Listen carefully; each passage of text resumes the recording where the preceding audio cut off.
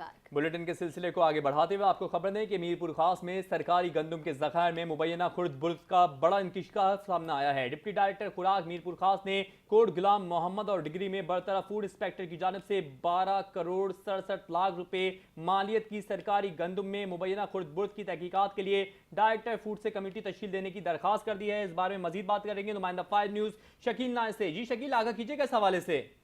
जी देखिए, deputy director food Mirpur खास ने कोट गुलाम मोहम्मद और दिगड़ी में बरतरफ किए गए जो फूड इंस्पेक्टर है आबिद अली पहर, उन्होंने उस जो खुर्द की गई जो गंदम की रकम थी, उन्होंने वो है 12 करोड़ 67 लाख रुपए, उन्होंने उसकी वसूली के लिए डायरेक्टर फूड से दरख्वास्त कर दी कि इस महीने में एक कमेटी तश्कील दी जाए ताकि वो कमेटी उनसे यह रकम वसूल कर सके। ये एक फूड इंस्पेक्टर है जिस पर इल्जाम है कि उसने 12 करोड़ 67 लाख रुपए की गंदम गायब कर दी। तो इस पर मीरपुर खास के डिप्टी डायरेक्टर ने रिपोर्ट दी है कि इससे रकम वसूल करने के इकदाम किए जाए, क्योंकि इन्होंने ये गंदम जो है वो गायब की है और जाके इसको फरोख्त किया है, जिसकी वजह से सरकारी खजाने को नुकसान पहुंचा है।